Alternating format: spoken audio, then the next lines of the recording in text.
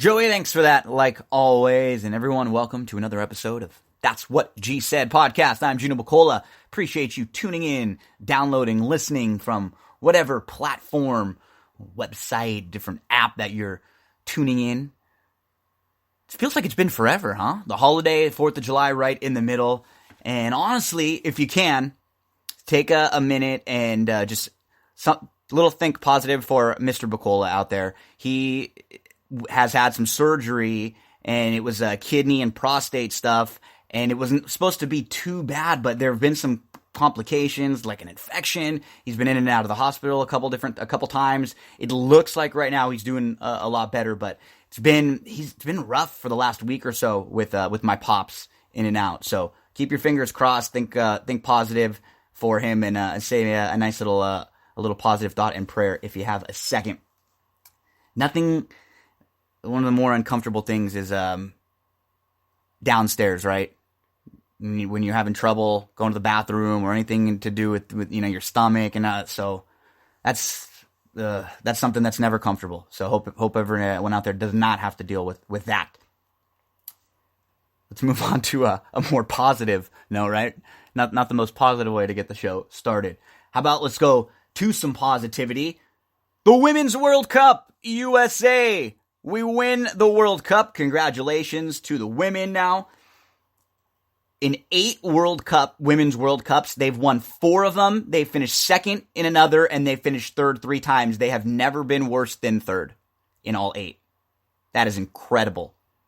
And the topic that has come up now with the Women's World Cup and the women's soccer team is the equal pay. They don't get paid nearly as much as the U.S. men's soccer team does, and let's be frank and let's be honest, they are much better. So the question is, do the women deserve it? Do they deserve the equal pay as the men? No. They deserve more. They deserve more. This team, think about it. Just think about the average person. How many players on the men's national team could they even name? 2, 3, maybe? This women's team is very well known. People know Rapinoe and Alex Morgan better than any of the men. They get unbelievable ratings, and they are a perennial winner and a powerhouse. Now, here is what I'm talking about. Now, here's where, I don't want to say the dilemma comes in, but here's where things just get a little bit tricky. Now, the women have only been, the women, not the U.S. women, overall, the entire world, the Women's World Cup has only been going on since 1991. So they don't have nearly the amount of money in the prize pools as the Men's World Cup do. So when it comes to the prize for the World Cup money, I'm okay with getting whatever portion of the prize is. What I'm not okay with is how the U.S. pays the women. Because the U.S. Soccer Federation that pays the women and the men, the women should be paid higher than the men in this case. Because that has nothing to do with the World Cup. That has nothing to do with their revenue. And I was reading, there was an article, USA Today, and it breaks down really what the pay is and what the issues are in it. So I'm reading this article that was released on USA Today from Tom Schad, and it talks about the pay on both sides. So the U.S. Soccer Federation, the 2 groups are paid differently due to differences in their collective bargaining agreements. The men bargain for what the Federation calls a pay-for-play structure that is incentive-laden. The women's collective bargaining agreement includes guaranteed salaries and benefits. Well, they're going to work on that, and they need to get that fixed because the women need to be paid more. People care more about their games, they draw more fans, and they get better ratings than any of the men's U.S. teams do. It's just plain and simple. So if the men's team were better, I would be saying the same thing. With that, and that's, with a lot of women's sports on the national level, that's unfortunately why sometimes the money is different, is because they don't get as big of ads and they don't get as big of sponsor deals because the ratings aren't as high. That's not the case with the women's soccer. People care more about this team than they do about the men's team. They deserve to get paid the way they should. So whatever needs to happen, and I heard some, like if you're someone like Nike, or a big company that has a ton of money, wouldn't you love to go make a splash and kind of pay these women for a big advertising deal and kind of a record advertising deal and get really good publicity off that? Because I think that'd be a great idea. We'll see what happens. But congratulations again to the women. They did a great job again. And if you want to read that article, it's good. It goes through all the specific, a lot more of the specifics of the salaries. And it talks about the World Cup. The World Cup prize pools are incredibly different. The World Cup men had $400 million in prize pool, and the women had 30 million. 30 million versus 400 million. And the U.S. gets 4 million of that.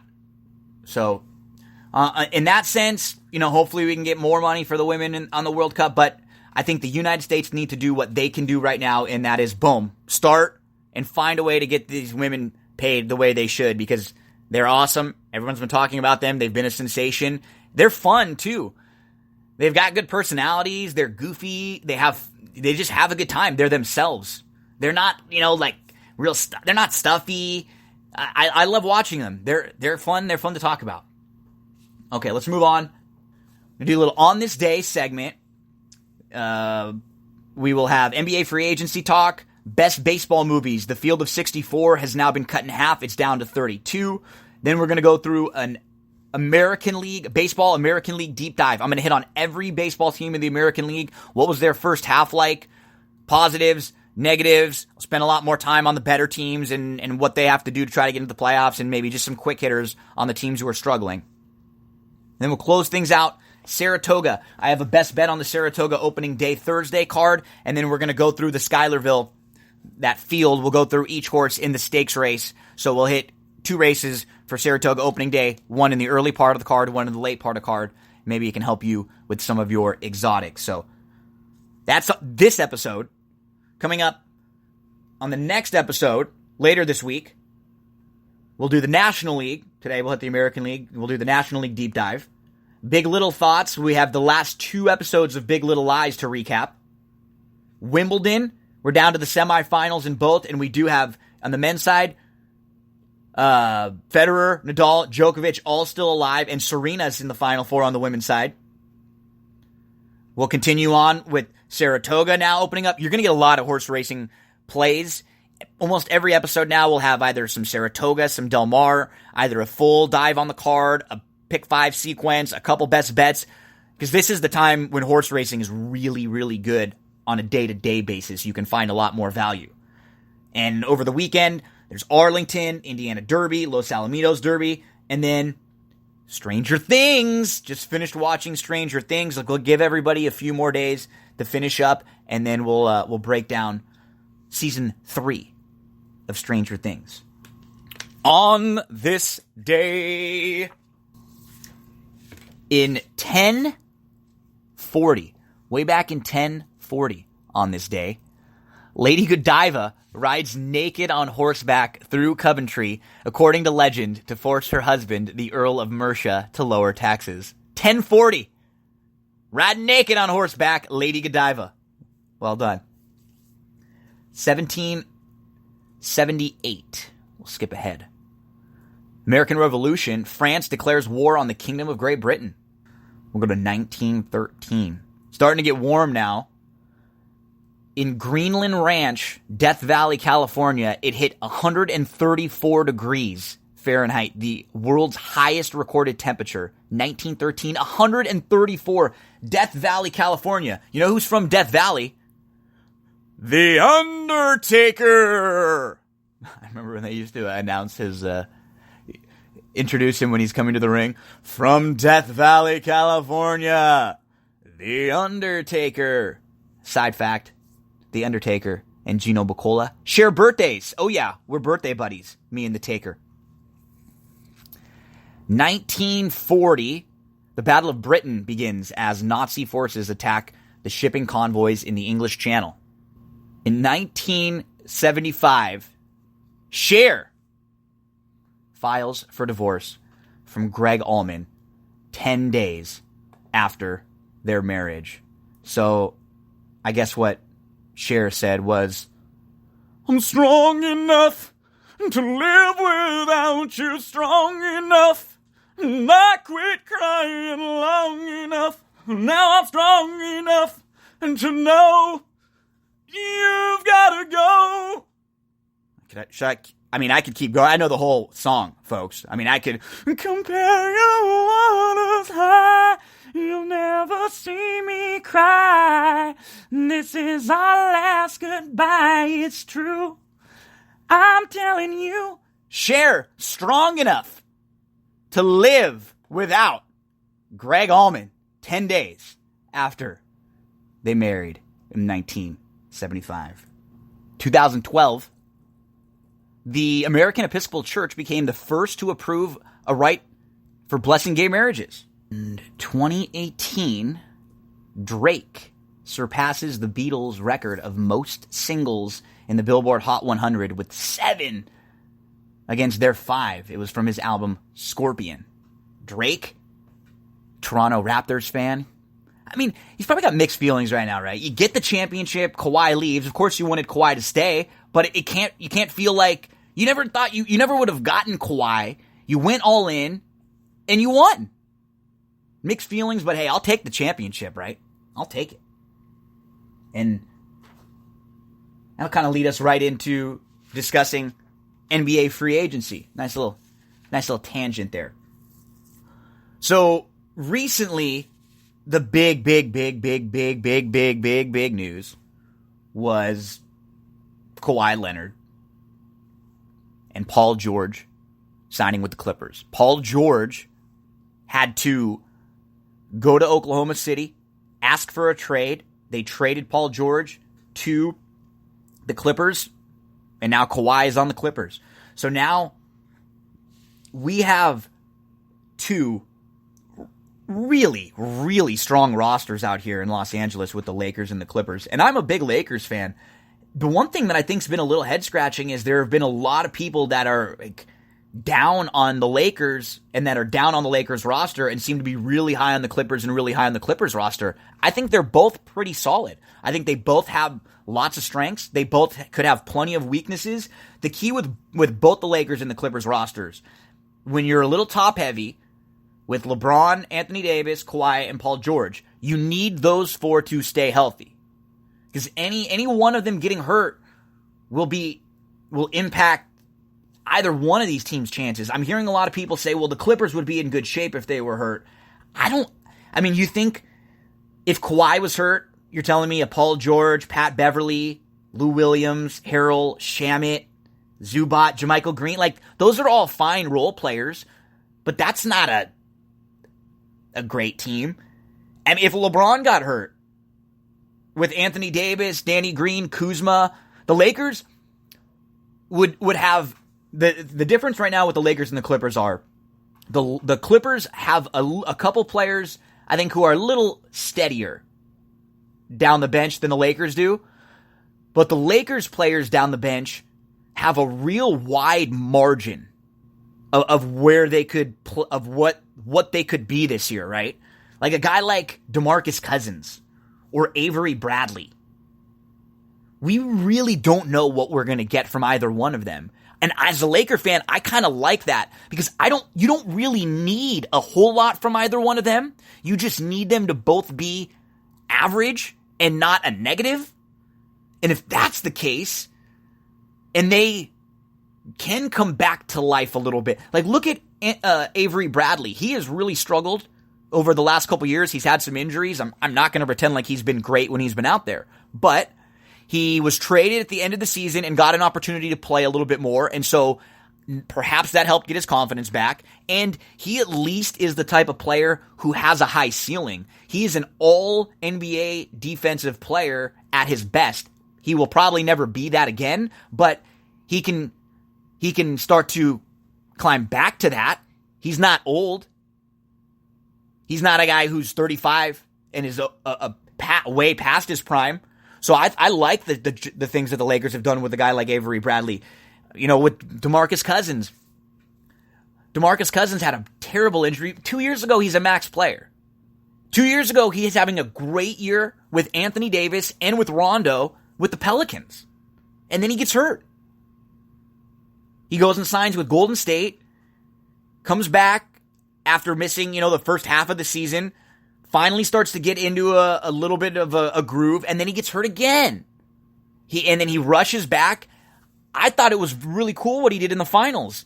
Did he play 100%? No. Was he that great? No. Did he get picked on defense a lot? Absolutely. But did the Warriors need him? Yeah, they needed bodies, and he did everything he could to get back for them.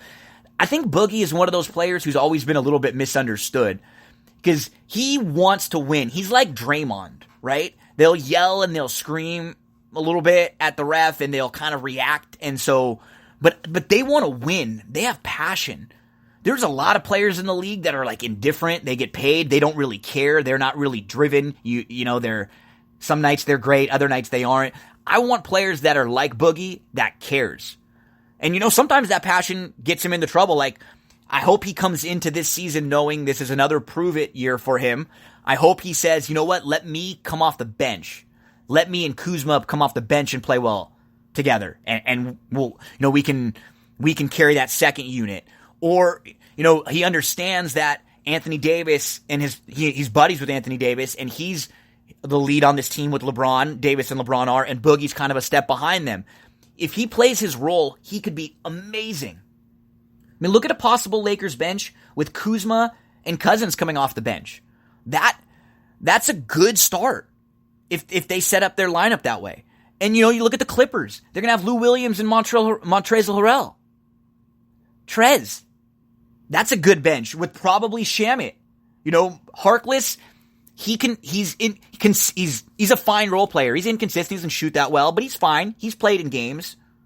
So I'm not negative really on either of these teams, but they both do have some holes, right? I love the Lakers' versatility, but they probably need one or two more throughout the year. One or two more shooters, one or two more defensive, perimeter defensive players. Maybe another guard to help guard the point guards. Because the news now is that LeBron will be starting at point guard for the Lakers.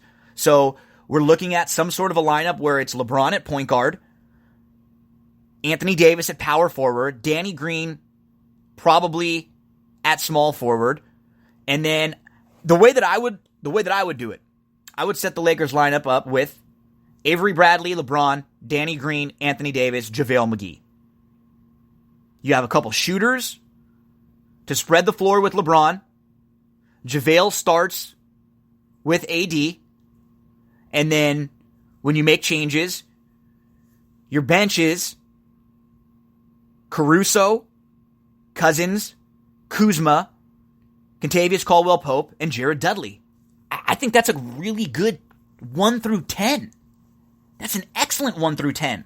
Because none of these guys have to be stars except for LeBron, Anthony Davis, and we need to see a little more from Kuzma. Kuzma is the real key. He's got to take that next step. He's got to be a little bit better on defense, but he's got to get to 22, 23 points offensively, and he has to shoot better from three-point. Last year, Kuzma was one of the worst three-point shooters in the league, and that was after a very good three-point shooting year as a rookie. So, which Kuzma are we going to get? Are we going to get bad three-point shooting Kuzma from last year, who shot bad on a ton of threes? Or are we going to get the Kuzma from the rookie year? I think we'll get a combination. I don't think he'll be quite as bad as he was last year. I don't think he'll be quite as good as he was rookie year, percentage-wise. And that's really all you need. He's been working a lot with Lethal Shooter. Kentavious Caldwell-Pope has been working with Lethal Shooter. I know a lot of the Clipper players have been rooting with Lethal Shooter, who's a very good NBA shooting coach who works with a lot of players individually. Danny Green, let's continue on through the Lakers roster, and we'll go through the Clippers roster a little bit more. Danny Green, and he's one of the best wing defenders in the league last year. He's one of the best three-point shooters in the league year in and year out. People look at Danny Green, though, and they go, oh, he only averages 9 points. That's what makes Danny Green even better. He doesn't demand the ball. Danny Green could go a whole game and not take one shot and not care because he's playing defense the whole game. He's just making the smart play. He's making the right play. He doesn't force shots. I love him out there. He's getting a little older, so he can't play 35, 40 minutes every game, especially early in the year. You want him a little fresher for the playoffs, and that's probably the same with LeBron. It's probably the same with AD. And you look over the Clipper side, that's going to be the same with Kawhi. It's going to be the same with PG. Kuzma, I mentioned him. He's the key. When you're going through the Lakers roster, I really think people are forgetting how good Anthony Davis is. I mean, he is unbelievable, and his injury-prone reputation, it's just wrong. Anthony Davis is not an injury-prone player. He's just not. Go look it up and look at his game log. Last year was the most games he's ever missed in his career, and that was not because of an injury. That was because the Pelicans were holding him out because they did not want him to get injured, because then they couldn't trade him. 2016, 75 games. 2017, 75 games. And then last year, 56 games. So he played back-to-back years of 75 games with over 36 minutes a game. Look at his prior years. He never missed more than 21 games. So I don't like the whole he's super injury prone. When you compare him to other superstars, he's never had a massive injury. LeBron missed the most games he's ever missed last year. Now, does that mean LeBron's on the downside of his career? Absolutely. Everyone, Father Time is undefeated. I've been getting that a lot. LeBron's not going to be the same LeBron. He probably will never be the LeBron that he was from 2 or 3 years ago. But you think LeBron is just done? He's never had a major injury ever. Last year was the first time he really had an injury. So he's not allowed one. Every other player is allowed multiple major injuries. Now, they get those injuries usually when they're younger, so I will give you that. But LeBron had the whole offseason now. No playoffs. This is the first time he's been fresh in like a decade. When he hasn't had all these extra finals games and all these extra playoff games. This is the first time where he's got a little chip on his shoulder, I think. This is the first time where he's really being doubted. People are saying, nah, the team right across the hallway from you, the Clippers, are better than you. So, I don't think LeBron or Anthony Davis is nearly as injury prone as people are making him out to be. LeBron spends $1 million taking care of his body every year. Cryogenic chambers, the food that he eats, the treatment prior to and after his workouts. I just can't imagine him going out like this, and I can't imagine that he isn't listening and hearing everyone kind of doubting him and taking this internally, because we know how LeBron is, right? He's a diva. He takes everything personally. He sees, he reads, he hears it all. I think he's coming this year with a chip on his shoulder. DeMarcus Cousins, huge wild card, right? But they only paid $3 million for him. Will he ever be that max level player again? I don't think so. But can he be a good player in this league? A good player in this league that has chemistry with Anthony Davis, or who could come off and help lead a bench unit, who can get his own shot, who isn't a great three-point shooter, but he can stretch the floor enough to make you defend him. And if he's somewhat healthy, he's a fine defender. It's only when he's not healthy that he's a bad defender on the floor. So if you get him in a half health, he'll be an okay defender. You know, he's like Avery Bradley. I mean, DeMarcus Cousins obviously has a much higher ceiling. Even last year when he was hurt in the playoffs, he helped the Warriors win a game. Might have helped them lose a game or two because they picked the Toronto Raptors were able to pick on him a little bit defensively. But there is still something in there, and I'm giving him a chance to bounce back. Like, how come Boogie can't bounce back, or Avery Bradley can't bounce back, but Paul George did, and Kawhi did? And Paul George is coming off of 2 shoulder surgeries right now in the offseason. Paul George is not going to be ready to start this season, which a lot of people don't know. Now, maybe that's a blessing in disguise for the Clippers. I actually think it is. Because then, hopefully, Paul George kind of rounding back into the form middle of the season to the end of the season when you want to be peaking. JaVale McGee on the Lakers. Very nice backup big man. JaVale shouldn't be playing 35 minutes for you. 20 minutes a game. He's great. He played really good defense last year. Good in the pick and roll. And if you look at JaVale's numbers early to start the year, he was playing very well with LeBron, and then he got pneumonia in the middle of the season, he was in the hospital for a couple weeks, and he never got back to the same, I think, physical shape. Can you imagine in the middle of a season getting sick, you're not able to practice for a couple weeks, and then you're just out of shape, and then you're not, because the season is going on and there's games all the time, you're never able to really get yourself back into shape. And that was a big negative for JaVale. Kentavious Caldwell-Pope, one of the more hot-cold players, and the Laker fans are not a fan of his. He's been really overpaid the last few years by Clutch. Even again this year he got overpaid. But he fits a role, and Kentavious Caldwell-Pope, if you're a Dodger fan, you know what I'll mean on this. Kentavious Caldwell-Pope is going to become, I think, the Pedro Baez of the Lakers, in that Pedro Baez is a pitcher for the Dodgers who was awful. He's one of those pitchers in your bullpen who, anytime he came in, the fans would boo him. My friends would text me, we're done. Here comes Baez. And he's flipped the script. He's transformed into one of the best relievers in baseball and probably the most consistent relievers for the Dodgers. In the World Series last year and in the playoffs the last year, people were saying, oh, well, if we would have brought in Pedro Baez, we wouldn't have lost that game, which is so amazing because a few years ago, he was the guy that everybody hated.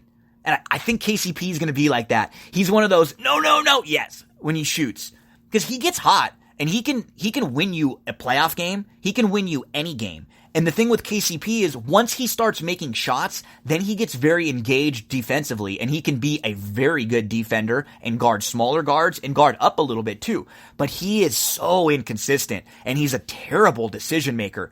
He should never be handling the ball, and he should only be set up in plays where he's coming off screens. Like, he's a good shooter in the right situations and in the right circumstances.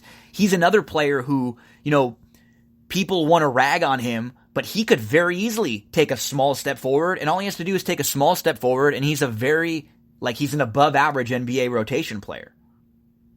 Quinn Cook is fine for what he is. He's going to come in and play, backup point guard. Quinn Cook, that's what I like about this Lakers team.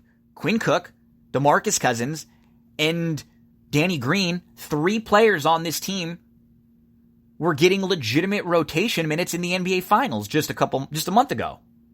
They were 3 of the top 15 players in the, not in the league, but I'm saying on those 2 rosters, they were the, 3 of the 15 players playing in the finals. Alex Caruso, he is a Laker legend. If you don't know Alex Caruso, folks, look him up right now and tell me if this guy looks like a basketball player. He is, you can hear by the name, Spanish. I think he's actually Mexican, Spanish, Hispanic. And he does not look like a basketball player. He has a little mustache. He's kind of balding. The story is that when he walked in a couple years ago after the Lakers drafted him, Luke Walton and some of the coaches said, hey, buddy, you're lost. You're in the wrong room. And then you watch him play. He has ups. He can jump.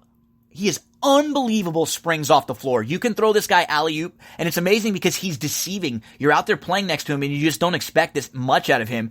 And he's just a very solid NBA basketball player. He shoots well from 3. He plays good defense, and he doesn't try to do a whole lot that's out of his range. Alex Caruso is a very solid player, and I'm expecting him to have some big moments this year for the Lakers. Jared Dudley.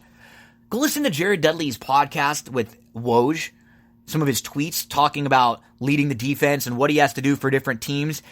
If there's any player in the league that gets it, that understands his role, understands who he is, and what he can bring to a team and what he can't bring to a team. He's not trying to score 30 points. He doesn't want to play 35 minutes. He wants to help lead, and he wants to help take pressure off of LeBron and Anthony Davis in certain spots. He wants to mentor a guy like Kuzma. I'm really excited for what he's going to bring to this roster. And then Rondo. Of all the signings, I was the most disappointed with Rondo until I saw the rest of the roster and until I heard that LeBron is going to start at point guard. Because if you're paying Rondo a veteran minimum and he's just going to be at the back of your bench, he's not going to complain about playing, and you maybe get him in some games here or there. Maybe he can play some games when LeBron or Davis sits out or if someone else is hurt. But if you're planning on playing Rondo legitimate rotation minutes, that's a problem. He has no business on an NBA court anymore. He used to be very good.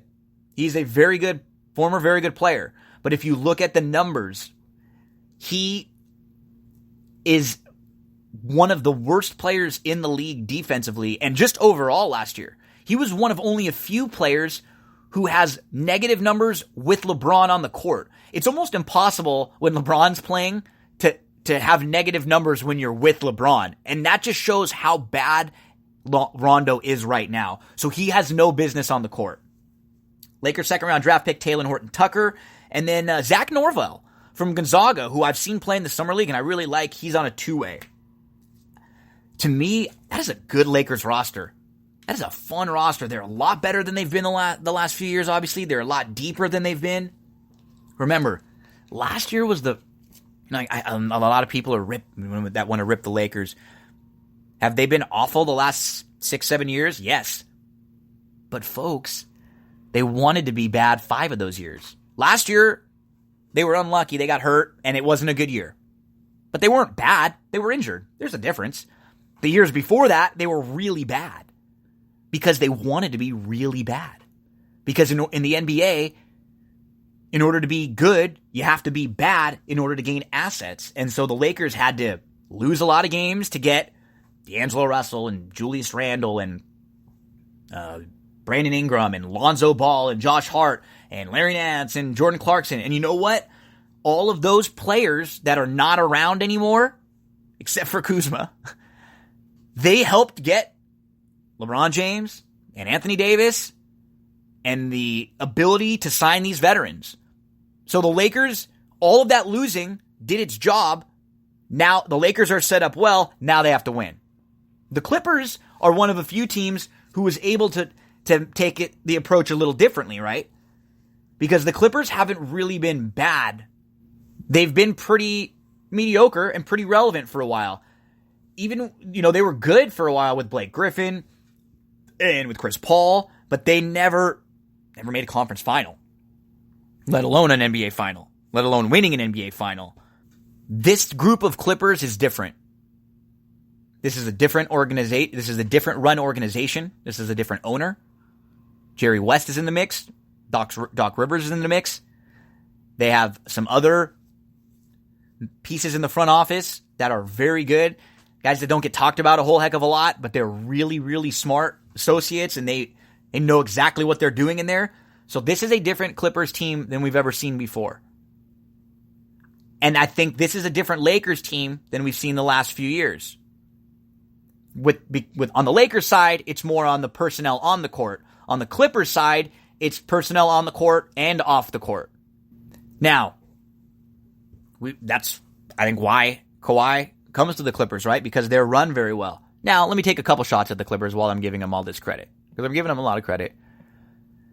They signed Blake Griffin a couple years ago to a max deal, and they promised Blake Griffin that he was going to be the face of their franchise moving forward and their big player. They had a huge ceremony where they had, they covered the Lakers championship banners in Staples Center, and they had Blake in there with his number retired, and they really poured it on thick.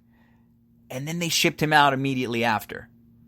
My only thing as a star, I would want to ask that organization, you promised me everything, and then you were willing to get rid of me right away. What's to say that they won't do that to Kawhi or Paul George if one of them get hurt?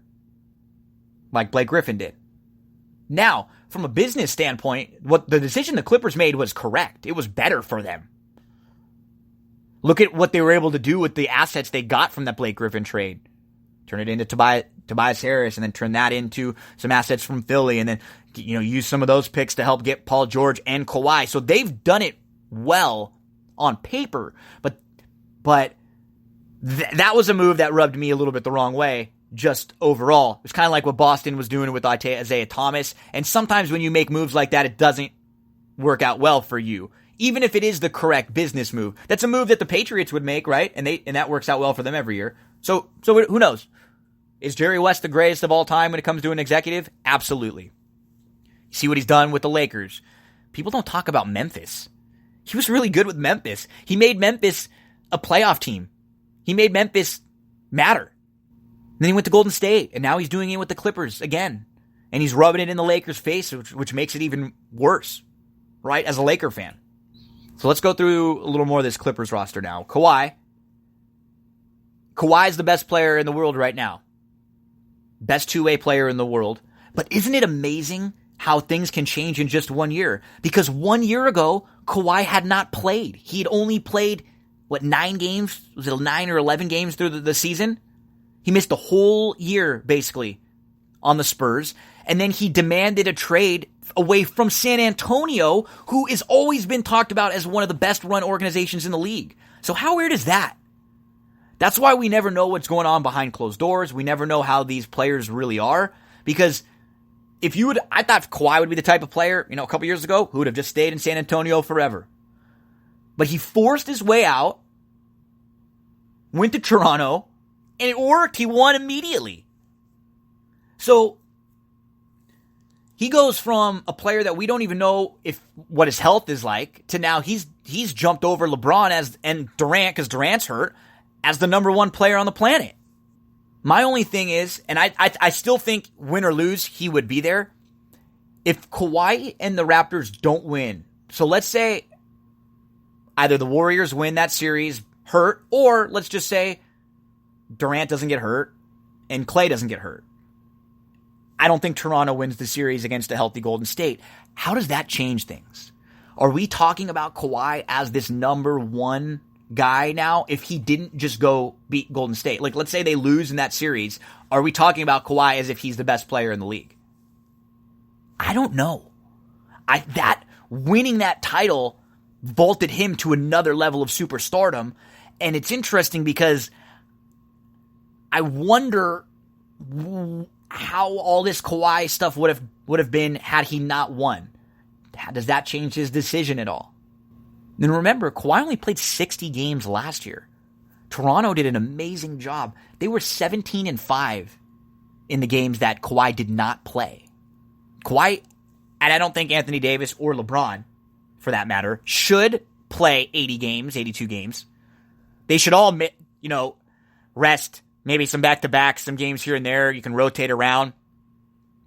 But Kawhi's hurting a little bit right now. If you saw the way he was kind of walking around and everything that everyone was talking about, how much treatment and how much time it took to get him off on the court and then off the court, he's not a model of health. Paul George just had shoulder surgery on both shoulders. He's not a model of health to start the season. So there are really high expectations for a Clippers team to start the year where I don't know if they're going to be rolling on all cylinders right away. And it's going to take the Lakers a little while to get the chemistry down, right? Let me not just say that it's going to be great for the Lakers right away.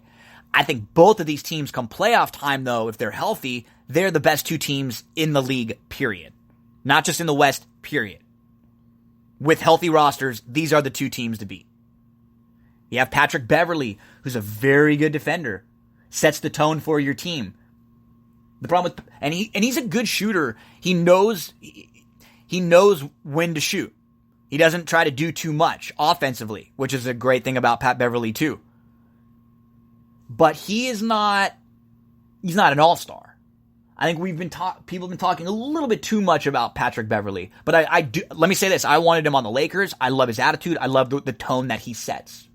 JaMychal Green, fine acquisition. Really good the advanced numbers like him a lot. Zubac. I like Ivica Zubac. He's a good young center. The problem with Zubac, he's a little big. He's still a little slow. He plays better defense than you think. And he has soft hands. He's really good down and around the basket on the pick and roll. Just excellent down there. But he's still a work in progress, right? He's not a finished product. But he's solid. I would honestly love if the Lakers didn't get rid of him. It'll be funny when the Lakers and Clippers play each other because he had a real good relationship with JaVale McGee, and JaVale kind of mentored him. And Zubac even talked about some days when he had really good games, it was like JaVale who had helped him. And when JaVale got hurt, it was Zubac who kind of stepped up for the Lakers last year and had a good little stretch before they traded him, which was just a horrible trade by Magic and Pelinka. I'm not sure who was responsible for that trade. We go to the Clippers bench, but before we move on to Zubac, he wasn't able to get on the court in the playoffs. He didn't, he's the type of player who, if teams go small, he's in trouble out there. He can't switch really on defense. He can guard a big okay, but can he guard someone like Anthony Davis? I wouldn't bank on it. Lou Williams, best bench player in the league. He's been that way for years. Lou Williams is one of the most underrated players in the league, period. He's on a great contract. You know what you're going to get from him. Good shooter. Can handle the ball. Can get other guys involved. Love Lou Williams. Not going to knock him at all. Best sixth man in the league. When you have Lou Williams, you know your bench is always going to be at least solid. And then you have Trez Harrell, who took a nice step forward last year. He's very good. Those are two good pieces off the bench. And you have Shamet. Shamet's a nice three-point shooter. They got back in that trade for Harris. He could be a lockdown defender and three-point shooter. He's still a little young, still a little ways away, but a rotation player in the NBA nonetheless. But, like a guy like Shamet, a guy like Zubac, a guy like JaMychal Green, and even a guy like... they're a little inconsistent, right? That's what I mean with rotation players. Rotation players are, for the most part, pretty inconsistent. That's why they're not stars. You know what you're going to get with Patrick Beverley from an effort standpoint every night, and that's kind of what you get with Danny Green. That's why I like to compare the two of them. I think Danny Green's a little bit better just because he's a little better shooter overall, a little better offensive player, I think, and he's done it a little bit more. But Pat Beverley sets the tone for your team, and he's more of an aggressive defensive player. I think you're going to get consistency from those players every night. Mo Harkless, he doesn't shoot the ball that well. He's been banged up, previously. And then Rodney Magruder, Jerome Robinson, and Terrence Mann at the bottom of the bench. I don't know as much about them, but two good rosters, two really nice rosters. This is what it will come down to. Health for both teams. The fits. Now remember, Kawhi and Paul George are both wing players who like to have the ball in their hands. So it might not immediately... They can both play off ball fine. I'm not saying like they're incredibly like we have to be a high usage dominant player. But sometimes it's not going to just be immediate. Remember for LeBron and Wade, it took a little while. And the same thing for the Lakers. LeBron and Anthony Davis are going to have to figure things out.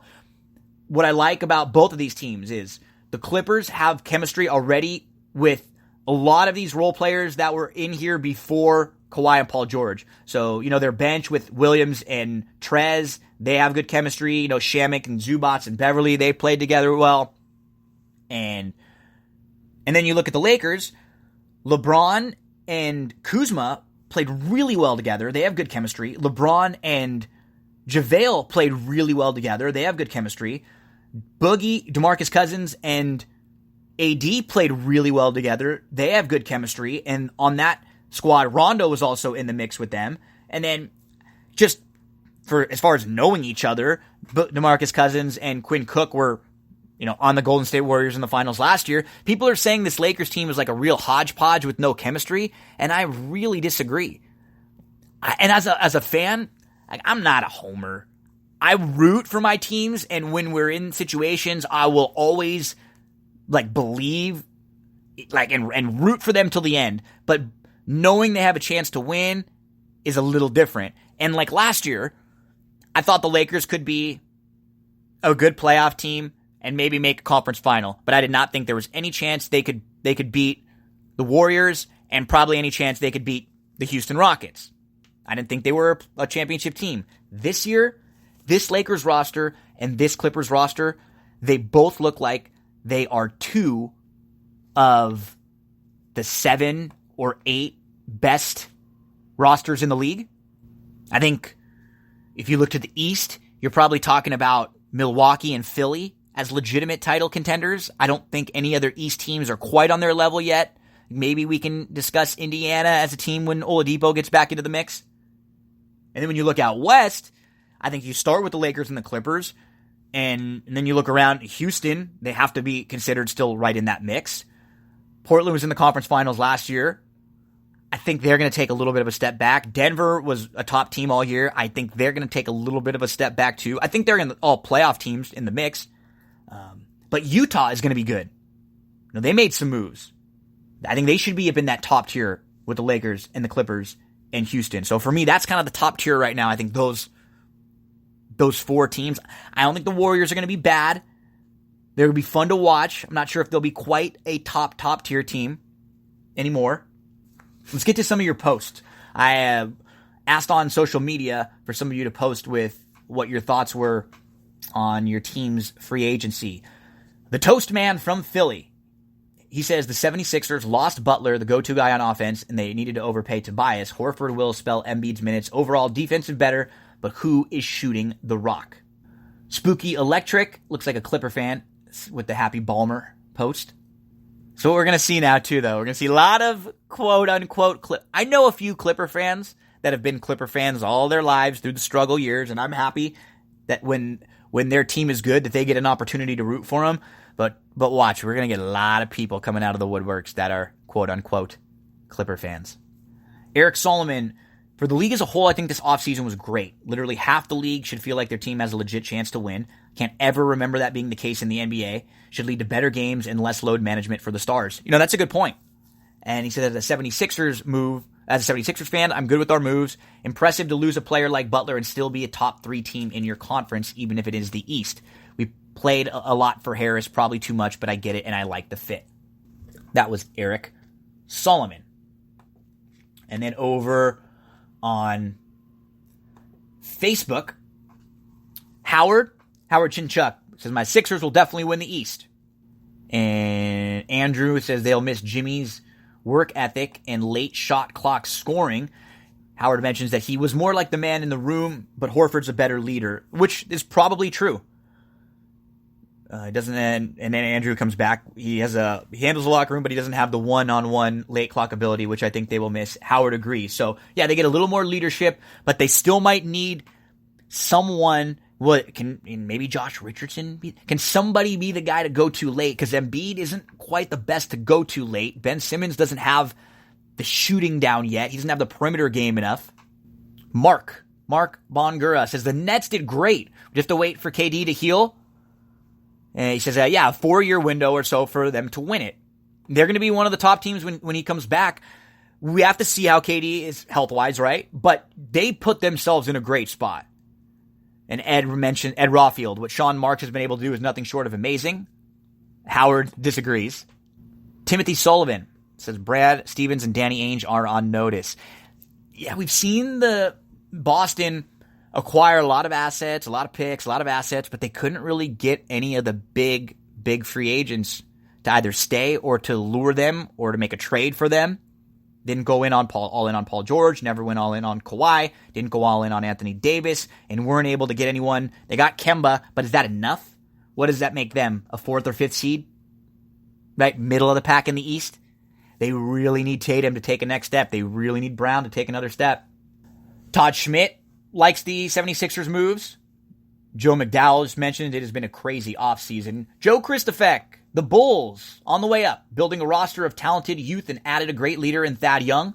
Much dysfunction, poor health, and the worst bench in the NBA history last year. The pieces to this year's puzzle fit nicely. If Levine can develop into a top 10 player, and he might, they should be a team on the rise. Joe, yeah, you got to have perspective, and you have to look at your team, and I completely agree. Their pieces seem to fit better. I like some of their young pieces. It's like anything, though, with all these teams with good young places, with good young pieces and good young assets, you just need one of them to pop. And he's mentioning Levine. Can Levine be the one to pop? If so, they have the role players filled in nicely around. Jeremy Ernstis, waiting for Orlando to do something, anything. He kept Vucevic for relatively cheap. Yeah, it wasn't a bad move. And Scott Powell mentions they made some good moves. They kept Vucevic and Ross while adding Aminu. I like what they're doing. They're still a little bit away, though, right? They need another big piece.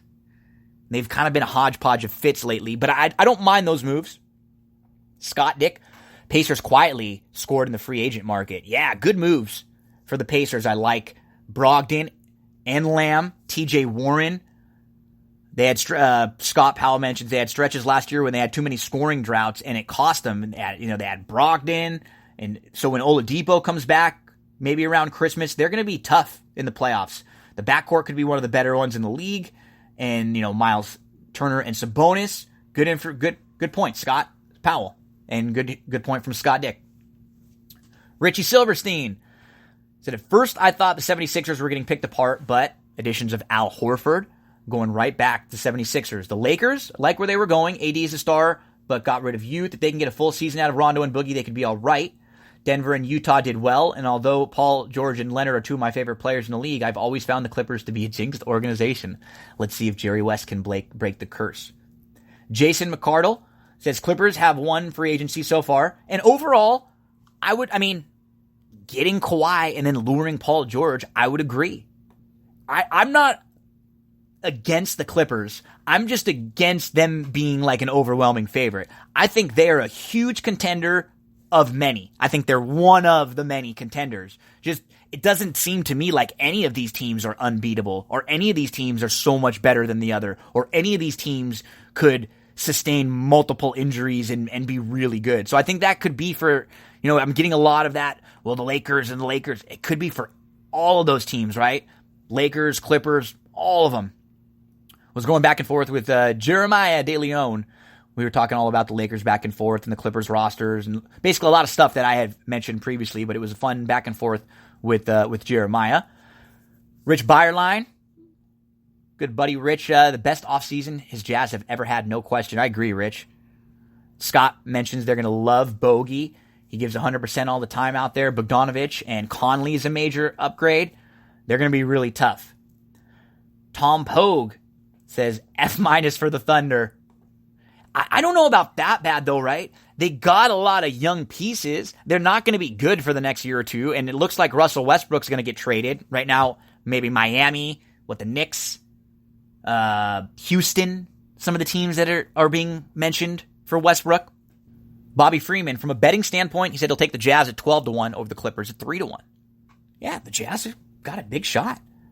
Daniel Venti, the 76ers 2019-2020 Eastern Conference champion. If I had to pick one, I would pick them over Milwaukee this next coming year. I think it's between those two teams. We'll see if they can make the moves to fill in around. Those would be the two teams I select for, obviously they're going to be the two chalk teams, but I'd pick Philly over Milwaukee right now. One of the most stressful events in life is moving. Everything that goes into the process of relocating, there are so many different factors that you have to worry about. I know someone who can make your life easier, and I'm very happy to introduce Cindy Carava, a new sponsor of That's What G Said podcast. If the name sounds familiar, Cindy is the wife of horse racing trainer Jack Carava, who's been a mainstay on the Southern California racing circuit for the last 30 years. Cindy Carava is a full-service realtor that can help you in many different ways, like selling, purchasing, and leasing. She can help you find vendors like handymen, painters, landscapers, and gardeners that she personally uses in her own home. Also, if you need help with getting pre-approved for a home loan, Cindy can connect you to lenders that she works closely with and can highly recommend. Covering all parts of the San Gabriel Valley, parts of North San Diego County, Del Mar, Solana Beach, and Rancho Santa Fe, if you're just curious to see how much your home is worth, she can even do a free market analysis of your home's value. You can find Cindy on Facebook, Instagram, YouTube, reviews about her on Yelp and Zillow, or the easiest way, cindycarava.com. You can find all of her information there. Carava. I've known her personally for almost a decade, and she is one of the most honest and genuine people I have ever met. Exactly the type of person you can trust with any of your real estate needs. Get to cindycarava.com right now, or if you have any questions at all, you can email her, cindycrealtor@gmail.com. I know Mrs. Carava is a big fan of the baseball movies. She likes League of Their Own, The Sandlot, Moneyball, and Field of Dreams as some of her favorites, and that's a perfect transition for us as we are now moving in to the best baseball movies part of this podcast. Started with 64. Have a full bracket out. If you follow me on Twitter, on Facebook, on Instagram. Twitter, it's me, Gino B. Facebook.com/Gino Bacola, or Instagram, just G Bacola. You can see the bracket. I did a full 64-team bracket, 4 regions, ranked them 1 through 16 in each region, just like they do in the NCAA tournament for baseball movies. We went 1 through 64. We are now down to 32. So let's go through the 32 that we have left. Top bracket, it's Bull Durham versus Cobb. Then Jackie Robinson story versus Rookie of the Year. Bang the Drum Slowly versus the Bad News Bears Breaking Training, and the Scout versus Moneyball. That's one bracket. The second bracket, Major League versus the Bingo Long Traveling All-Stars, Mr. Baseball versus Hardball, 42 versus the Rookie, and the Perfect Game versus the Bad News Bears. The other side of the bracket, one of the number 1 seeds. So the 4 1 seeds were Bull Durham, Major League, the Sandlot, and the Natural. So now the Sandlot will be facing the 8 seed in that bracket, 61. Brewster's Millions and For Love of the Game, that's a 4-5 matchup. 8 Men Out and Major League 2, that's a 3-6 matchup. Trouble with the Curve and A League of Their Own, that's a 7 versus 2 matchup in that bracket. And then the final bracket, the Natural, one of the number 1 seeds, taking on the 8 seed Damn Yankees. 4-5, Angels in the outfield and Little Big League. Ooh, that's a big matchup there. Pride of the Yankees versus Fever Pitch. That's a 3 versus a 6. And then the Bad News Bears, the new Bad News Bears, against Field of Dreams. That's a number 10 seed versus a number 2 seed. Check out all the brackets. All the polls are up. So make sure to go follow. All the polls are only on Twitter because it's just easier. I have more Twitter followers. So if I post them on there, they get more responses. So if you're not on Twitter, just go follow me. Even if you never want to tweet, go follow me on Twitter. That way, if there's ever any contests or anything like that, it'll be worth your while. You'll have a chance to win free prizes or get involved in polls and things just like this. Down to 32. We'll be voting on the Sweet 16 just a bit. Time for a little MLB deep dive. Let's get into the American League. Big shout out to Jock Peterson and Vladdy Guerrero Jr. for that home run derby the other night, huh? That was awesome. Overtime, another overtime, another overtime. That was one of the most, if not the most fun home run derby I can ever remember. And because I'm a Dodger fan too, so I'm rooting for Jock to do well, and he did really well. That was a lot of fun. And then a good All-Star game where American League has been dominating. As a Dodger fan, the Dodgers did not do very well in the All-Star game. The pitchers in particular were the ones that gave up a couple runs. Some of our really good, some of our really good pitchers. So let's get into the American League, and we will start with the AL East, and we'll go team by team. So you got to start with the Yankees. They have a 98.8% chance to make the playoffs and an 86% chance to win their division. They are 57-31 right now with a plus 113 run differential. They have the best record in the American League. And through 88 games, they have only had Stanton play 9 games. He's hurt again. Judge played 33 games. Tulowitzki, 5. Greg Bird, 10. Miguel Andujar, 12. Didi Gregorius, 22. And Aaron Hicks, 41. Players that were supposed to be key parts of this Yankees team. The Yankees have no business being this good. But the reason why they are, first of all, they had a streak of 31 straight games with the home run in the first half of the season. And even with all of the massive injuries, they've been getting major contributions from DJ LeMahieu, 113 hits, a .336 batting average. Gleyber Torres, 19 home runs, 50 RBIs, hitting .292. Luke Voigt, 17 home runs, 50 RBIs, hitting .280. Brett Gardner with 15 home runs, 41 RBIs, and 8 steals. And Gary Sanchez with 24 home runs and 57 RBIs. They've been getting production in places that they were not expecting it, especially from DJ LeMahieu, who's been one of the best players in the league. Domingo Germán, back after a month off. He's 10-2 with a 3.67 ERA and a 1.09 whip.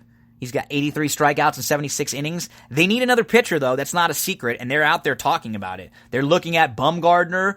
They're looking at Bauer. They're looking at Marcus Stroman. They're looking at Zach Wheeler as possibilities to add. We don't know if Bumgarner is going to be up for trade now. Zaidi just said the Giants don't feel like they have to do anything. Bumgarner with a 4.03 whip this year and a 4.03 ERA and a 1.2 whip. He still has 115 strikeouts in 112 innings.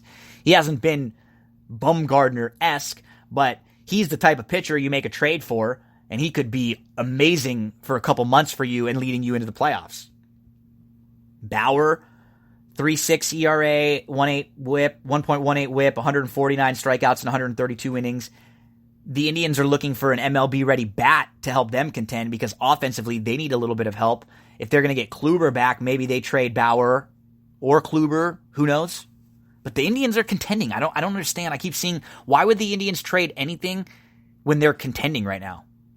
Marcus Stroman, he has a 3.18 ERA, 1.26 whip, 104 innings pitched, 81 strikeouts, and Zach Wheeler hasn't been great, but he's better than how good he's been this year. Those are the pitchers the Yankees are looking at because the rest of their staff, Tanaka's been fine. You know what you're going to get from him. So if you have Tanaka and Herman at the top, Paxton's been okay. They expected a little bit more from him. He's been banged up a bit, but 5-4 with a 4 ERA and a 1.43 whip. CC's given you some innings. His ERA is just over 4. Hap's not really been bad. It's just his ERA has been bad and he's giving up too many home runs. It's all of his hits end up being home runs. He's given up 20 in 17 starts. They're a pitcher away. Very good baseball team. 6.5 games up on the Rays, and they're 9 games ahead of the Red Sox right now. But what's key for the Yankees, in their next 23 games, they play 4 with Tampa and 8 with Boston. So half of their next 23 games are with the teams that are right behind them. They can either give these teams a chance to get back in the hunt, or the Yankees can really, really pull away. Tampa, the Rays are 52-39, and they've been pretty good most of the year, but they had a bad June, and that's really hurt them. They were 13-16 in June. They are the current number 1 wild card team. They have a 2-game lead on the Indians, who are the second wild card team.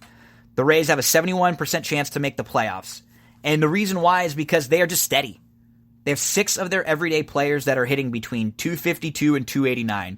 Nothing flashy, all steady. Austin Meadows, Tommy Pham, Avisel Garcia, Yandy Diaz, Brandon Lowe, Kevin Kiermaier. All of them have an on-base percentage from 298 to 379. So we're talking from 300 to 379. Same type of thing. Nobody flashy, just steady. So you really know what you're going to get most of the time from them. As far as their pitching staff is concerned, they've had a great year from Charlie Morton. 10-2 with a 2.32 ERA and a 1.03 whip and 142 strikeouts in 112 innings.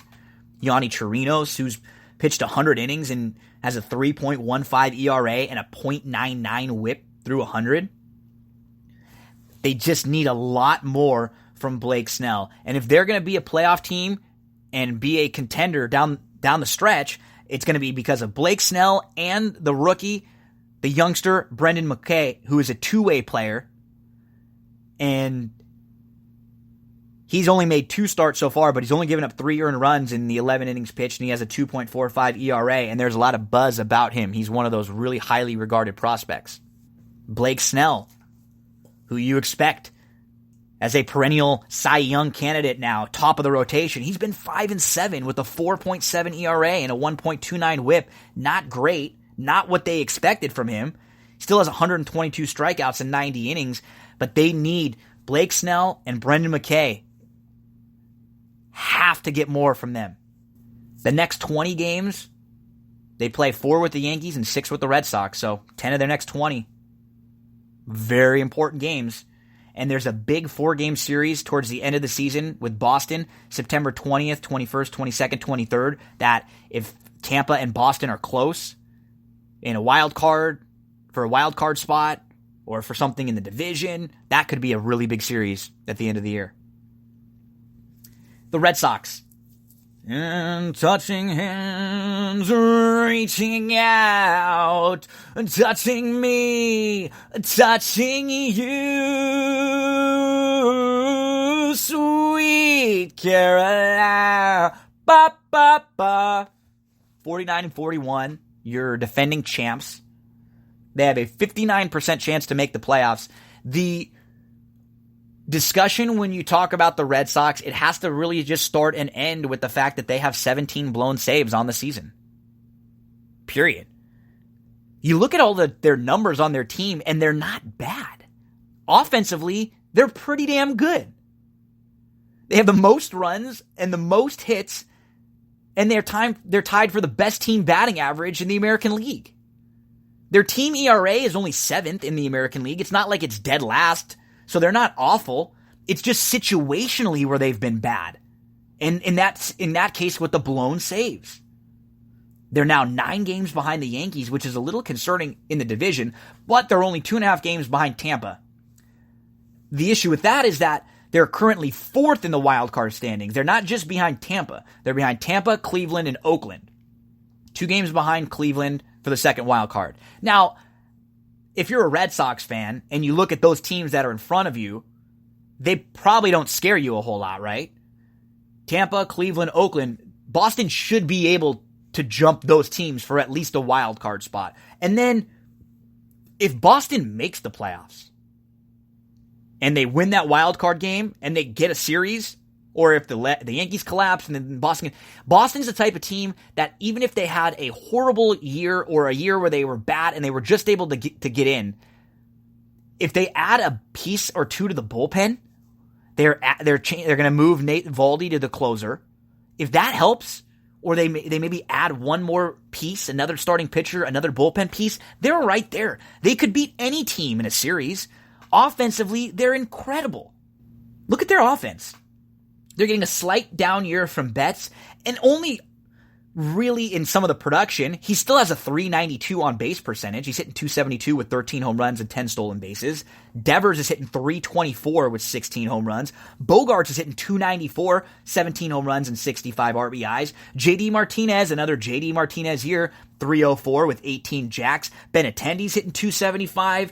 Michael Chavez has 15 home runs. Vasquez has 14 home runs. He's hitting .299. Like, this team could beat any team.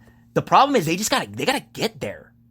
Because it's scary if you're a wild card team and there's the opportunity of, Chris Sale, who hasn't been locked down this year, if he starts game 1 for you and he gives up a couple runs, your season's done.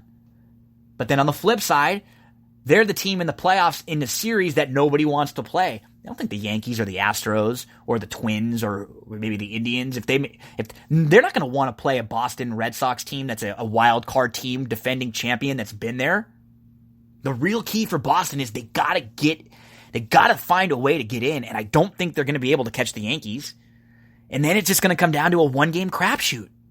Sale was quoted as saying, "I'm as frustrated as I've ever been recently."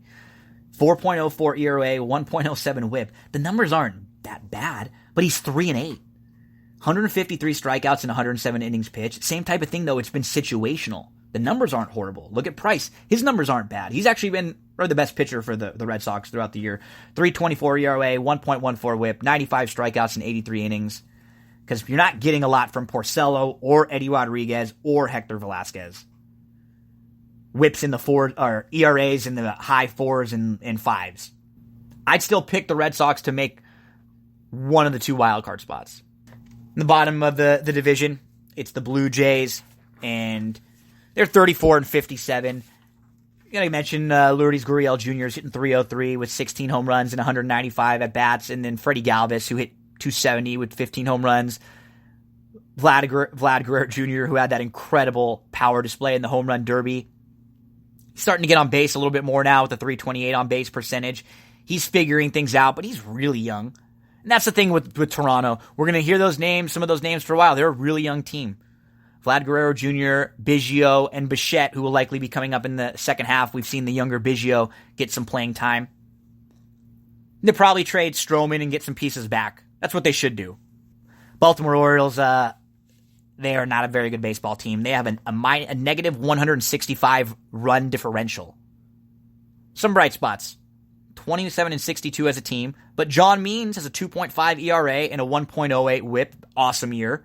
Andrew Kashner has been pretty good. He's 9-3 with a 3.83 ERA and a 1.19 whip.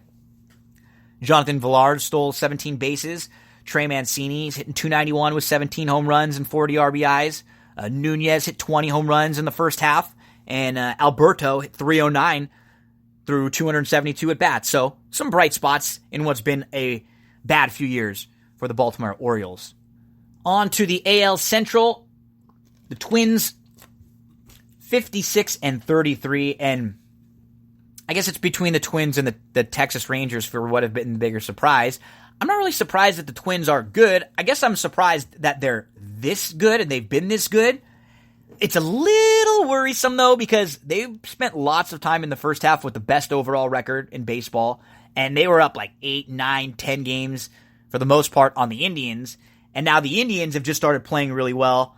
They have won 6 in a row, Cleveland has. So now the Twins are only 5.5 games up on Cleveland after Minnesota went 4-6 over their last 10. But they're just behind the Yankees and the Astros for the best record in the American League. They're tied for the most runs scored. They have the highest run differential in the American League at plus 116. And they're tied for the highest batting average at 272. They have 10 players with 10 home runs and then another player with 9. Kepler's hitting 263 with 21 home runs and 55 RBIs. Eddie Rosario, 282 with 20 home runs and 60 RBIs.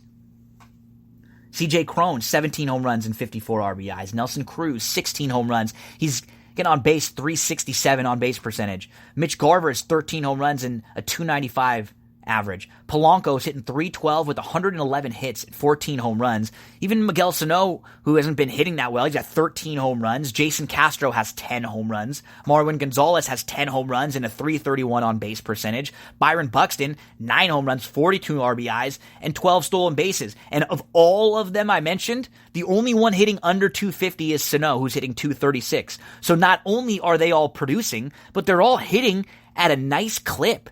They're getting on base at a good clip, and they're hitting for average.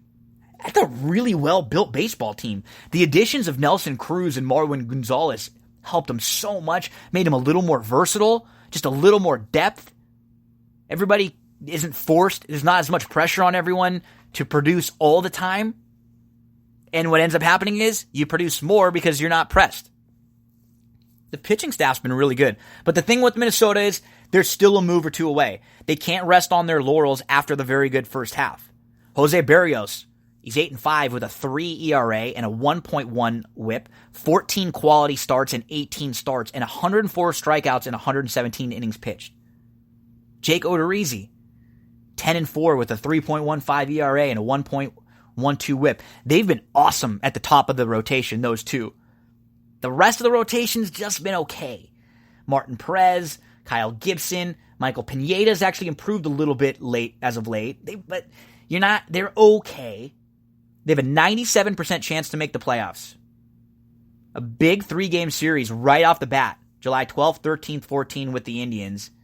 They still have 13 games left with the Indians in the second half. So this is not over.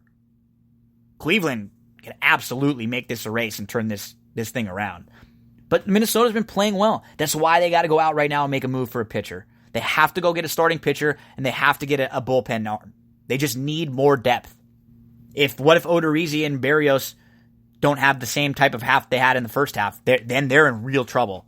So they got to go get a pitcher right now. Please, Minnesota, do it. The Indians, 50-38. They're currently the number 2 wild card team. They would make the playoffs if the season ended today. They're second in the division, 5.5 behind those Twinkies, and they've won 6 in a row.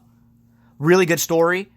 Carlos Carrasco, he is resuming baseball activities after leukemia recently. They're not sure about the timetable, but he thinks he's going to be pitching in like a month, which would be incredible. So hope everything goes well for him. It was a treatable form of leukemia. The Indians entered the season on paper with a really weak offense and no depth, and that's been their biggest issue.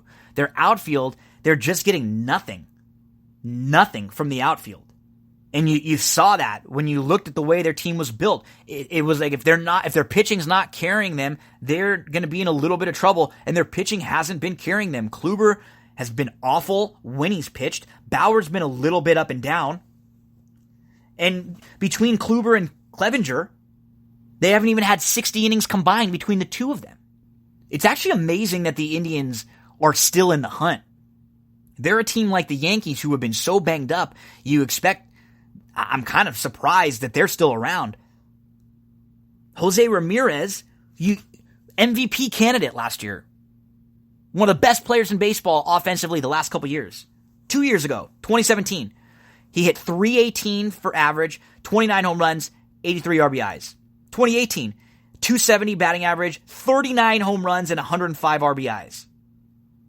Right now, Jose Ramirez is hitting .218 with 7 home runs and 35 RBIs in 317 at-bats. We're not talking a small sample size. On June the 2nd, the Twins were 29-30. Since then, they've gone 21-8, and that has kept them alive. Carlos Santana, all-star, .297, hitting 19 home runs, 52 RBIs with a .418 on-base percentage. Francisco Lindor has been solid, .296 with his 14 home runs and 32 RBIs. They need another bat, though. And will they offer some of their pitching for a bat? You know, Bauer is the one that keeps getting talked about. Why would they trade Trevor Bauer right now, though, when they're in the mix? You wouldn't want Trevor Bauer in a playoff series if you're able to make it there? You know, I've had Bauer on my fantasy team, and he's been up and down. And when you look at his numbers, they're better. The numbers are better than the year he's had because he's had a couple good games, and they've been really good games. But overall, he's been extremely inconsistent. He's had 20 starts, and only 12 of them have been quality starts. And you need more than that from a top-of-the-line Cy Young caliber pitcher. He's 8-6. The real key for the Indians, their first 17 games after the break, they play 3 with Minnesota, 4 with Detroit, 7 with Kansas City, and 3 with Toronto. So they have 3 with the team that they're chasing, and then they have 4 series with bad teams, Detroit, Kansas City, and Toronto. The Indians need to make a move right now. They need to play really good baseball over the next 3 weeks to a month. And they still have 13 games left with Minnesota.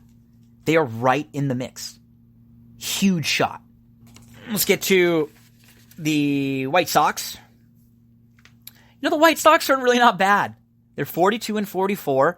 They've got some young talent. Tim Anderson, Eloy Jimenez, Yoan Moncada, Lurie Garcia, the catcher James McCann, who's hitting .316 and 230 at-bats. And then you have the veteran presence of Jose Abreu's bat with 21 home runs and 66 RBIs. That's why this team is around 500. And then you have a top-of-the-line rotation pitcher with Lucas Giolito, who's been the lone bright spot for their pitching staff with a 3.15 ERA, a 1.07 whip, and he's 11-3 with 120 strikeouts in 100 innings pitched. You expected so much more from Nova and Ronaldo Lopez. If you got anything from Nova and Ronaldo Lopez this year, the White Sox will be right in the mix for a wild card spot. They have some talent. Not really the case for the Detroit Tigers. The Tigers are 28-57. They are last in the American League in runs, hits, home runs, on-base percentage, and OPS. They have a negative 157 run differential.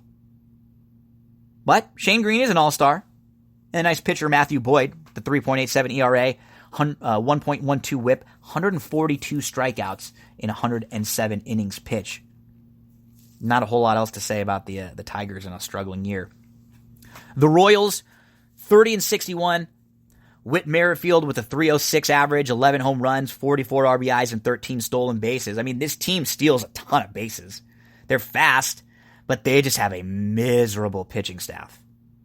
Jorge Soler, 23 home runs and 59 RBIs. Adalberto Mondesi, 28 steals. They have 4 of the top 12 in the league in stolen bases. They have no pitching. And we move on to the AL East, the final division for us to talk about in baseball. The Houston Astros, you always think of the Houston Astros the last few years as a team that is very good and deserves to be in the conversation for winning the World Series. And that is absolutely the case this year. Again, they have a 99.7 chance to make the playoffs. They have a 99.2% chance to win the division. They are solid at the top of the rotation with Verlander, with Garrett Cole. Verlander with a 2.98 ERA and a 0.81 whip. He is not giving up many hits, but he is giving up some home runs. He's given up 26 home runs in 19 starts, and he's been vocal about how he thinks the ball is juiced and is flying out. They've definitely done something to the ball. Houston is 7.5 games up on Oakland. They are 9 games up on Texas. When you look at their staff with Verlander, with Garrett Cole, with Wade Miley, who's been really good, 3.28 ERA, 1.17 whip, and 101 innings pitched. But I think they need one more starting pitcher to help them through the rest of the season, and maybe another arm that they could use in a playoff series, because I don't know if that's going to be enough for them with those three pitching-wise. Their bullpen's very good, and their margin of error is incredible because of their offense. Look at their offense. Brantley, Springer, Bregman, Gurriel, Chirinos, Reddick, and now Jordan Alvarez. Altuve hasn't even been good this year. He's hitting .262 with 10 home runs and 2 stolen bases only. He's been injured. Correa's coming back from an injury. When you add Correa and Altuve to Brantley, Springer, Bregman, Gurriel, Chirinos, Reddick, and Alvarez, this team is unbelievable offensively and really, really deep. But they just did have a recent 7-game losing streak to show that they're not unbeatable, although a lot of that losing streak had to do with some of the injuries coming. Untimely injuries. Not unbeatable, still need a little more pitching, but they're right there at the top. They deserve to be spoken right there with the Yankees, right there with the Twins. The thing that we can see with all of these teams, even the Red Sox, and likely the next team we're going to talk about, the Oakland A's, because the Oakland A's do it every year, everybody needs a pitcher. Another starter and another reliever. I don't think the Yankees need another reliever. They need a starter. Boston definitely needs a reliever. In probably another starter, because their starting pitching has not been great. Cleveland doesn't need any pitching, but they need a bat. The Twins need pitching, so everybody's got a need. Everybody. Even the really good teams that are the favorites to win.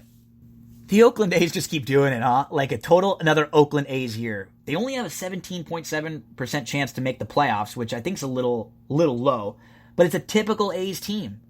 They're just slightly better than they should be.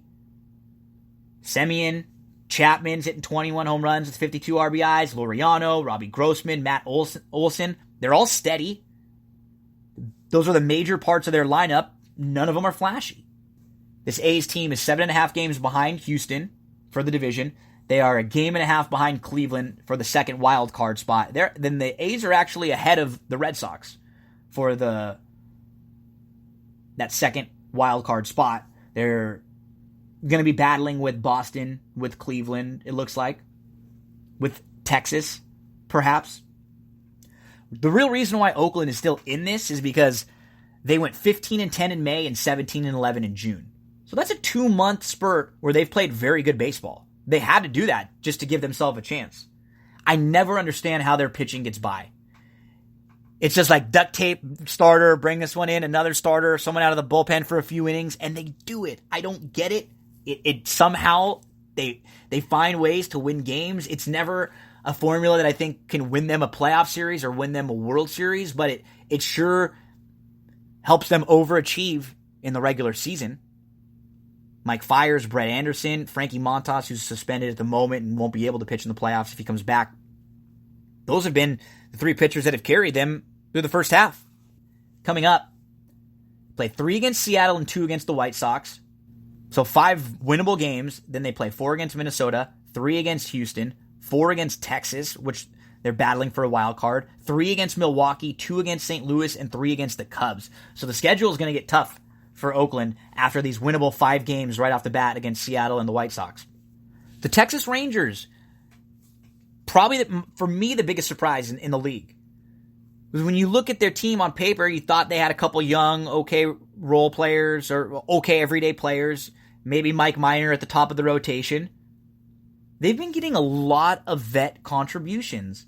Elvis Andrus, Sin-Soo Choo, Nomar Mazara, Joey Gallo, Logan Forsythe, Hunter Pence, all good years. Joey Gallo took his game to the next level. So did Elvis Andrus. Joey Gallo's become a better contact hitter. They only have a 2% chance to make the playoffs, but they're 48-42 right now. Mike Minor has a 2.54 ERA and a 1.13 whip with 114 strikeouts. Lance Lynn has a 3.9 ERA and a 1.2 whip, 123 strikeouts and 115 innings pitched. They've been, as far as the metric WAR is concerned, 2 of the best pitchers in the American League. And they're getting enough from Sampson and Gerardo. They're just 3 games back of Cleveland for that second wild card spot. And they're chasing Houston. They're 9 behind Houston, but they play Houston in 7 of their next 9 games. They have an opportunity to put themselves right back in the hunt for the division if they can win 5 or 6 of those games against Houston. At what point of the season, though, will they decide, are they buyers or sellers? If they hang around, are they going to go out and look to try to add some pitching? Or at some point, are they going to say, you know what? We're out of this now. Maybe we can trade away a piece or two to a team that could use some addition moving forward to the playoffs. The Angels, they've been around a 500 team all year, 45 and 46, just kind of inconsistent. You can't mention the Angels without talking about the incredibly sad news of the death of Tyler Skaggs, the starting pitcher for the Angels, just a few weeks ago. Horrible news. Prayers and thoughts with his family and everyone around him, because everything mentioned about him was great, and just horrible news. And you never can really make a transition from talking about something like that to get back into baseball. But you look at the Angels team, and they're not a very good. They look just like an average baseball team. Mike Trout is always going to be good. He's hitting .301 again, 28 home runs and 67 RBIs. And then you have Tommy Listello, who's having a really good year. He's hitting .300 with 16 home runs. Cole Calhoun's having a nice year with 19 home runs. They only have a 1.5% chance to make the playoffs. It's just not a lot of consistency with their pitching staff. When you saw their staff on paper, it just looked like they were not going to be a deep enough pitching staff. And unfortunately, they're not a move away. They still feel like they're a couple moves away. They have 14 games left with the Astros, though. 14 in the second half. That could be good for the Angels, but it was more likely bad when you're playing. It's fun to have those games left against the team you're chasing, but not when they're a powerhouse like the Astros are. So we'll see if the Angels can improve at all in the second half of the season. Let's get to some of your thoughts. Okay, so if you mention anything about the National League teams, I will mention your post when I go through the National League teams on the next show. Craig Milkowski, the Orioles are horrible and unworthy of any discussion at this point in time. Red Sox, Fred Orr said, the Red Sox are horrible and unworthy of any discussion at this time. Craig said, I wish the O's could be that terrible. Ryan K., Vike Shack Twins, said the Twins need to get healthy. The All-Star break is coming at the right time. Yes, we were up 12 games a little over a month ago, but I would have taken a 5.5 game lead at the beginning of the season.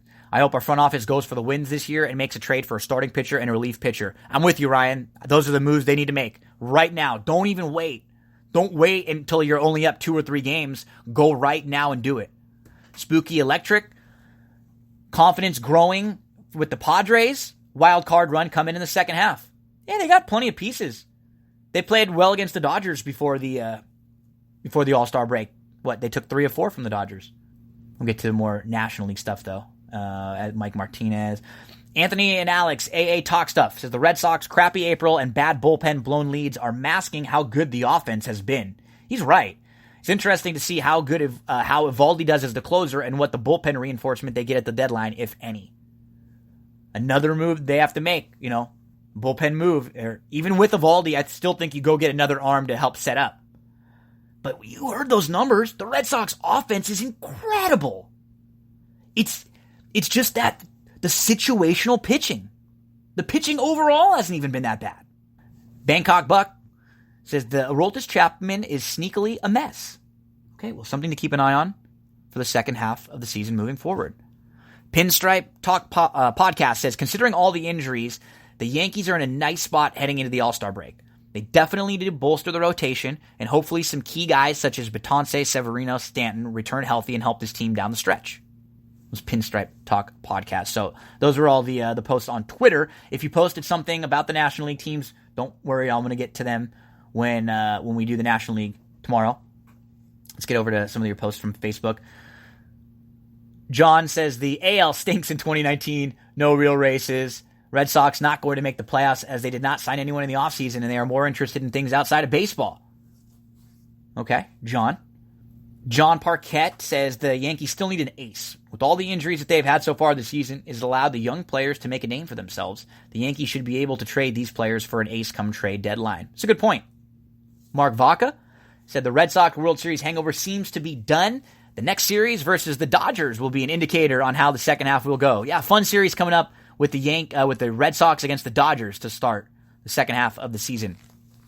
And Michelle DeWilt says, I'm a Royals fan, so you would be talking about how bad they are. Can't win with no pitching. Yeah, Michelle, no pitching. Some fun young players who are speedy, fast, have some talent, but just zero pitching.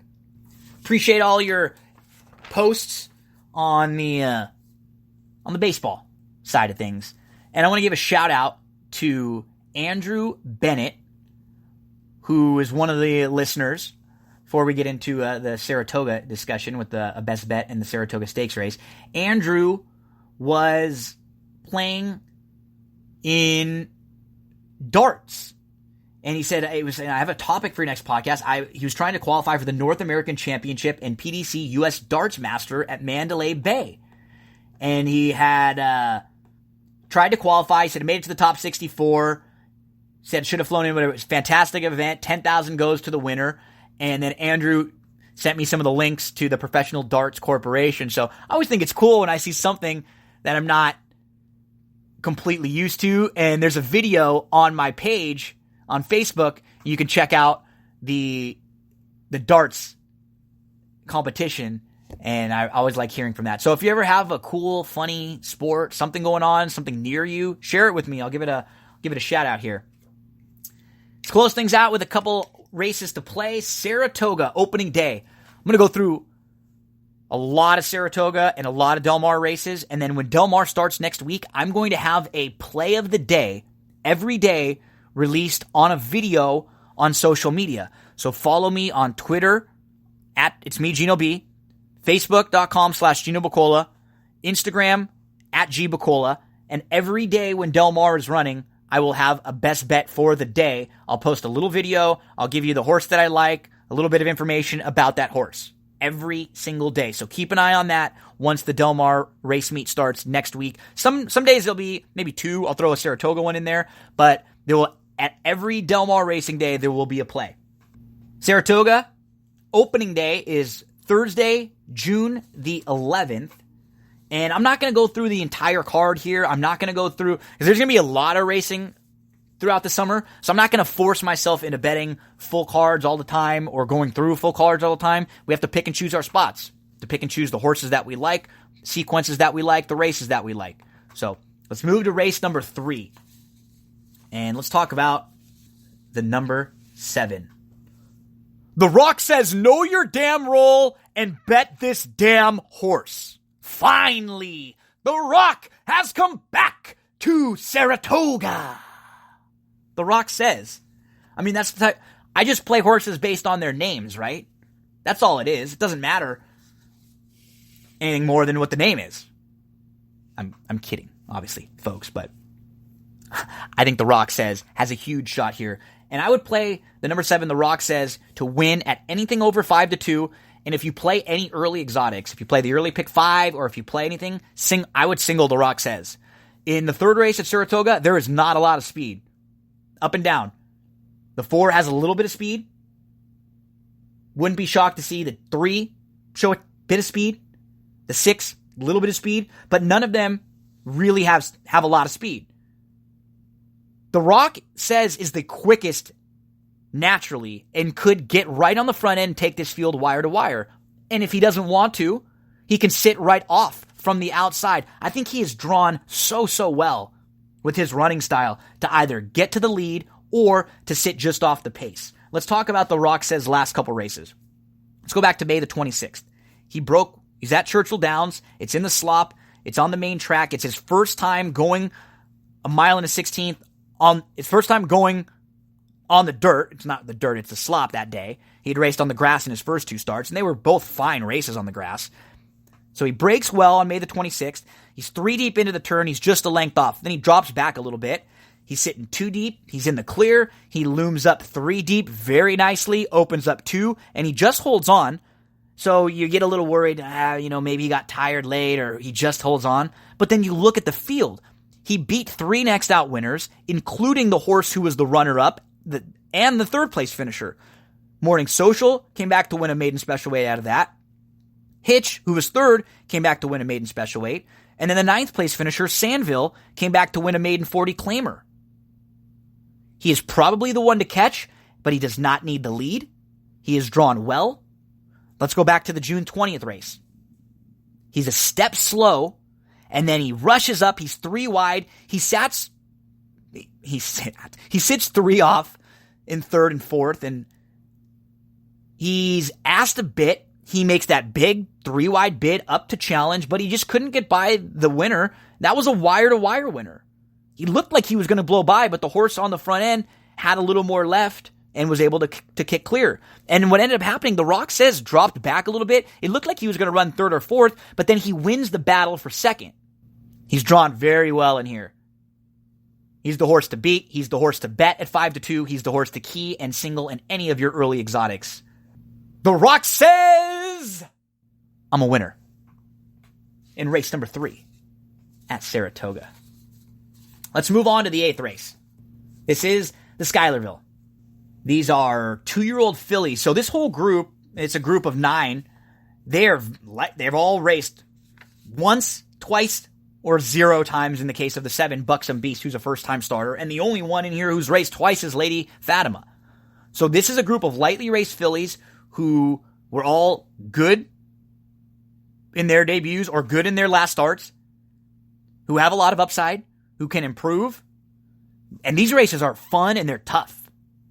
The one Shippy for Doug O'Neill, she is a private purchase now because she won first time out at Laurel Park. She broke really well. She took back to 2nd. She moved easily to the lead without being asked. It was an extremely impressive performance.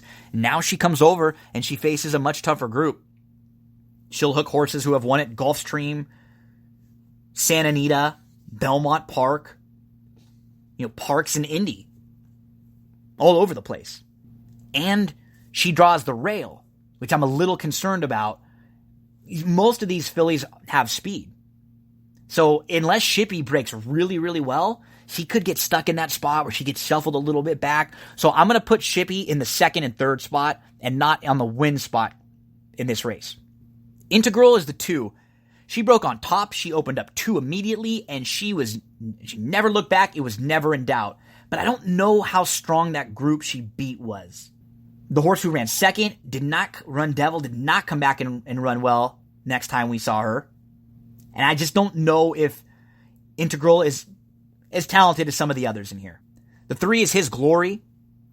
She broke right on top with the top couple. She battled up to the lead and she drew off with ease the top of the lane. A nice winner at Indy for Tom Amos. He knows quality fillies.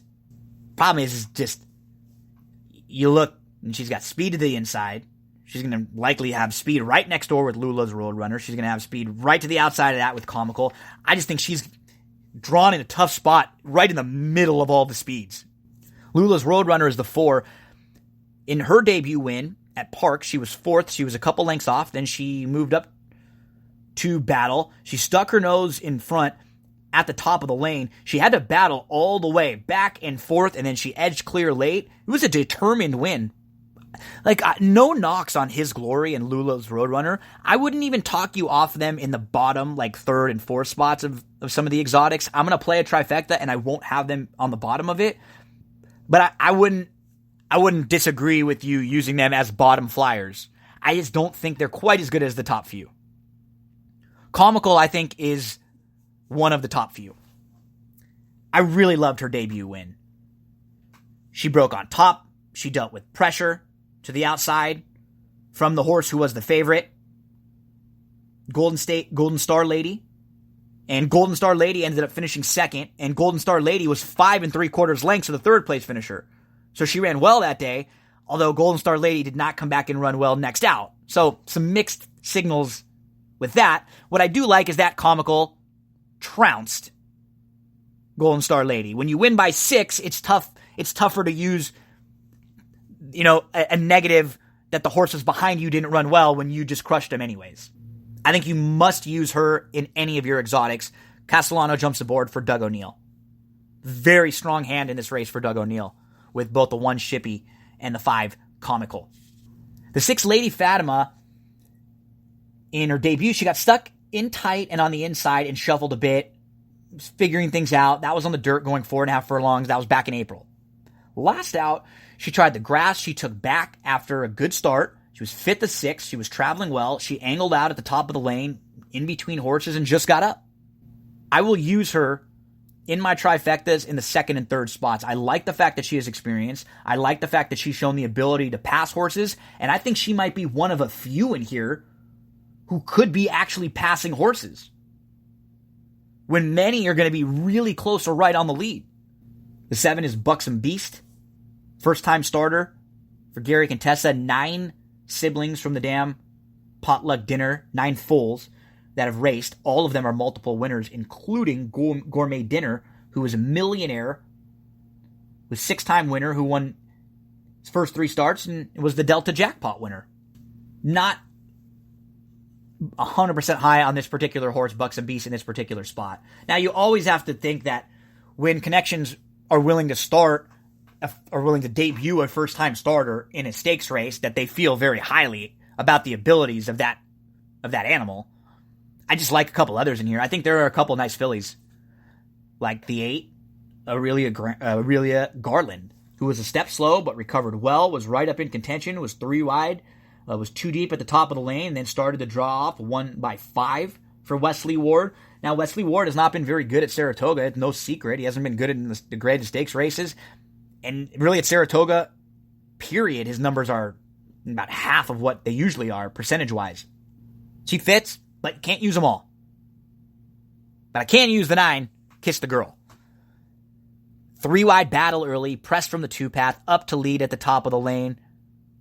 Draws off.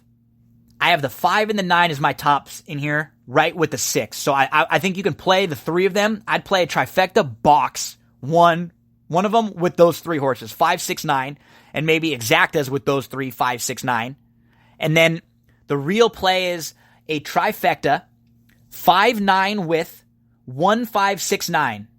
With 1, 5, 6, 9. So let's put Comical and Kiss the Girl in the top spot, and then we'll use Shippy, Comical, Lady Fatima, and Kiss the Girl in the 2nd and the 3rd spots there. And so you can see my top 2 are the 5 and the 9. If I would prefer Comical, but it's all about the price, right? Like if Kiss the Girl floats up and is a much better price, then I would bet Kiss the Girl to win and not bet Comical. And if Comical gets bet down, I'm not going to bet Comical to win. You always have to be ready to call an audible in your handicapping. You have to be ready to make a change if it calls for it. Okay, so the 2 plays, remind you one more time, Saratoga opening day.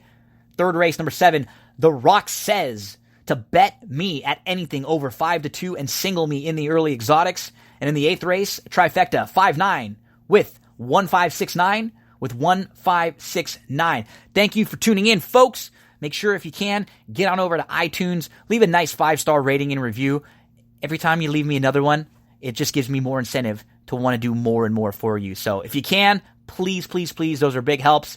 Those are basically like putting dollars right in my pockets. 5-star rating and review over at iTunes. Make sure to subscribe on YouTube, SoundCloud, TuneIn, everywhere, all over the place. You name it. Thanks again. Have a very nice rest of your week, and I'll be back in just a couple days for lots more. Joey, buddy, take it away.